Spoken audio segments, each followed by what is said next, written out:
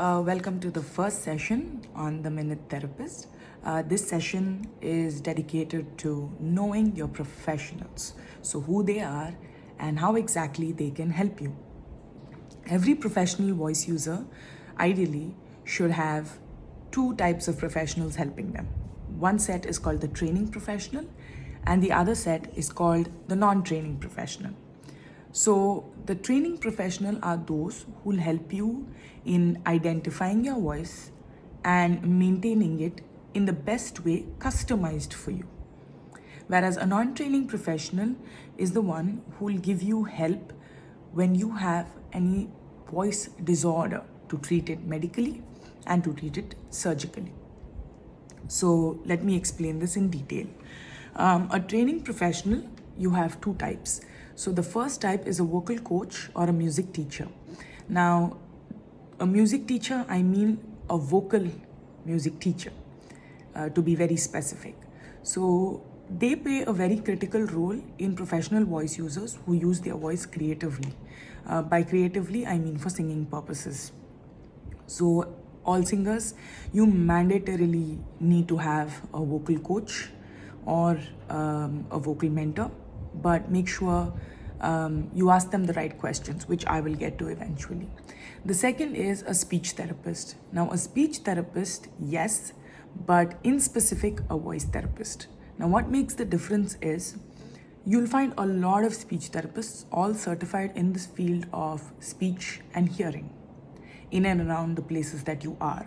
So if you look them up on Google, you'll definitely find them. The only thing you'll have to be watchful about is asking your therapist, whoever you meet, do you have practice in voice? Have you seen cases in voice? Sometimes when you visit an institute or when you visit a hospital, you will have speech therapists who have detailedly worked only with voice cases. They are your voice therapists, and that's the person you want treating you. Okay, so that's the difference I'm explaining to you. So every speech therapist cannot be a voice therapist. Okay, please bear that in mind. But a speech therapist who's got definitive significant understanding of voice cases and who's been treating voice cases on a day-to-day basis is the person you need to go to, because they understand your vocal system and they'll be in a better position to help you. All right. In the non-training professional, we have someone that you commonly call ENT specialists. They are also referred to as otorhinolaryngologist.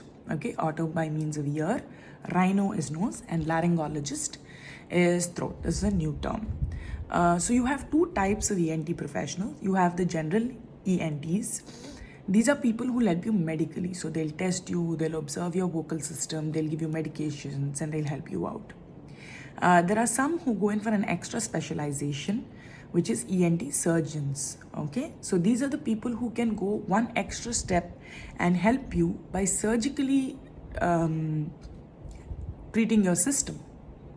All right, and this is, I'm talking about in worst case scenarios, but I'm letting you know so that you understand what their role is and who exactly you need to go to.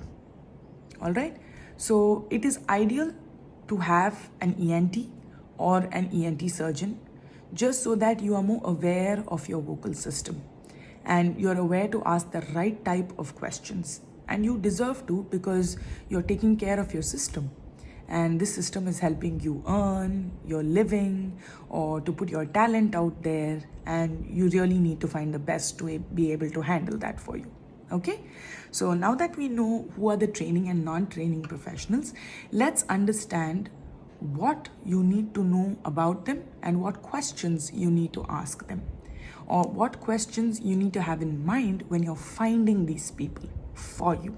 Okay, so the first is a vocal coach. A vocal coach is someone who has musical knowledge as well as the knowledge of how to apply music to the vocal system.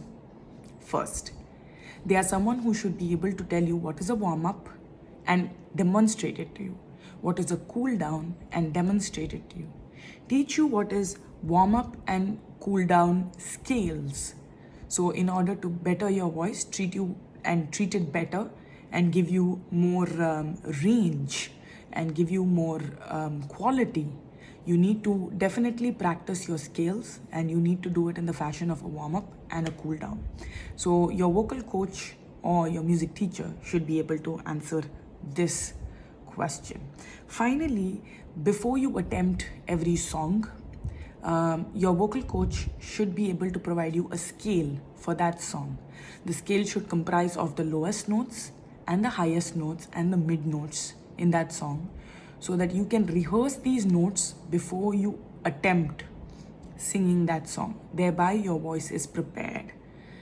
So make sure when you pick a vocal coach or a music teacher, these are the things they should be, or these are, like, let's say for example, indicators to tell you that, okay, I have picked the right vocal coach, they're able to answer these questions and they'll get me help. All right, so this is about your vocal coach. Now, how do you identify which voice therapist will work for you? Now, first is, your voice therapist should be able to understand your warm-up, your cool-down. They should be able to understand the significance of a warm-up and cool-down. They should be able to identify musical scales. Okay, so if they claim themselves to be a voice therapist, definitively they should know or have some music background.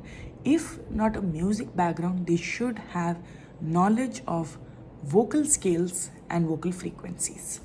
Okay, this is the main thing. And you will notice when they are talking to you, when they give you corrective tips, they will refer to these points, or they will be able to tell you more information specific to your singing pattern.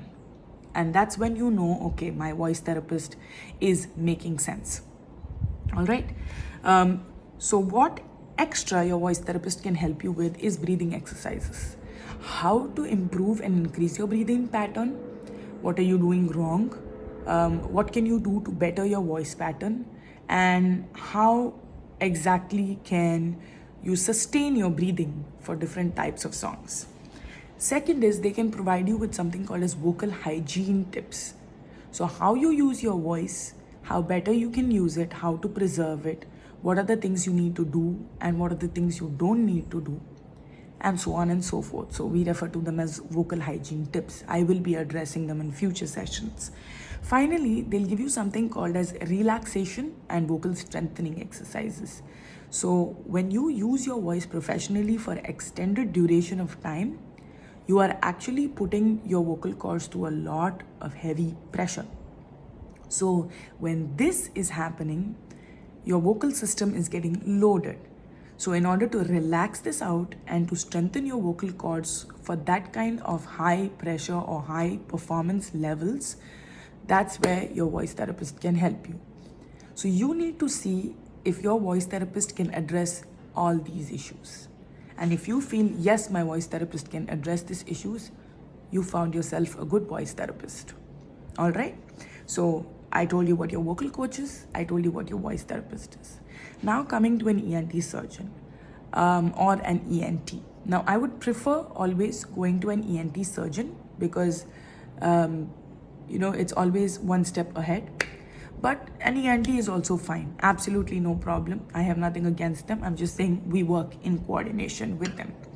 Now what you want to do is, when you go to your ENT, they will definitely examine your system. So they are the people who will tell you what is going on inside. What you can't see is what they're going to tell you. And mind you, please take that very seriously.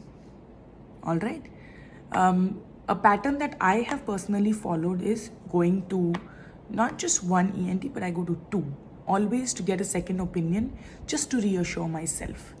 When you start off initially, you are worried with a lot of things, and especially because it is your voice, you're 10 times more worried, because if you lose it, you are helpless on how to get it back. In those circumstances, I recommend that you always take a second opinion. It doesn't hurt anyone, but it assures you as to being affirmed whether something is really going on in your system. Do you really have a problem or not? Apart from you just feeling that, oh, my voice has changed and some issues like that. So I would always recommend you to take a second opinion from two different ENT people and just see whether you're on the same track. All right, so they are the ones who will provide you medications in case your voice has had a certain damage and they want to try to rectify it. Now, each of these roles we'll decide and discuss in detail further on, but this is your first session, and I hope you like it. I hope you think it's informative, and this is how the session's going to be. What I recommend you at the end of this session is please go through this video in detail. If you have any doubts, there will be a live session after every video that I put up. Please make sure you have your questions well prepared. You can ask them to me during the live session, and I'll be more than happy to elaborate and answer on them for you. If the content of the question that you have asked is going to be addressed in my future sessions, I will make that clear now itself. But if it's a genuine question with regard to your experience with any of these professionals, or if you want some additional data, I would recommend that you come on live. But until then, please wait for my second session, and I hope you enjoyed this one. Thank you.